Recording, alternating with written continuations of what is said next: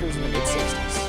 Hard to believe it's going to be 2018. Remember Y2K? We're all worried in 2000 all our computers were going to go down. Vaguely. Vaguely. Long time ago. All right, well, it's time for Financial Focus. And the markets were closed, obviously, yesterday for Christmas. Back open today. Financial analyst Steve Budin's here to discuss some hot topics. First of all, the markets itself, you're saying they have just been stellar, right? Yeah, 2017 is going to go down as one of the better years in investing history, whether it's the stock market, the bond market, the real estate market. I mean, you really had across the board great performance for the various markets. And when I come back in January, we'll talk a little bit about maybe what to do about that. And, you know, some of the credit can be given or taken from Congress or whatnot. But great year. When you get your year-end statements, don't throw them in the drawer. Open them up. I think you'll be very, very happy with what you see. Now, you were saying, we were talking in the newsroom, that this probably isn't going to repeat itself, right? Yeah. Pretty rare, or just kind of so high and peaked so much that... Yeah, it is rare that you get returns this high. So the laws of averages, the laws of math will take over and say things can't keep rising 30% per year.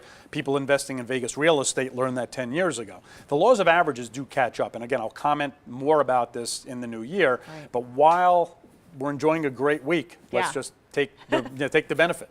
Now, let's talk about the president's influence on this. I was talking to you about, like, is it the moves that he's making actually in the White House, or is it what he's saying? Like, I notice sometimes if he says something on Twitter or whatever, the markets change or something's reported. So is it that influence, or is it the actual moves and job creation?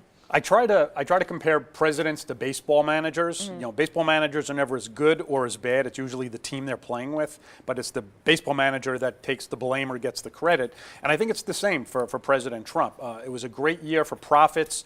Corporations did really well, and that's really the ultimate performance metric for the stock market. When they see companies making money, the stock market goes up. Now, Trump certainly, he pulled back on a lot of what some would say anti-business regulation, which really, I think, helped these corporations increase their profits. And I know Trump's going to take all the credit. He doesn't get all the credit, just like he shouldn't take all the blame. But he doesn't deserve all the credit. But I think the aura of him coming in, and he's a pro-business president, and I think that had a lot to do with the market psychology for 2017. All right, got about 30 seconds to talk about regifting and returning.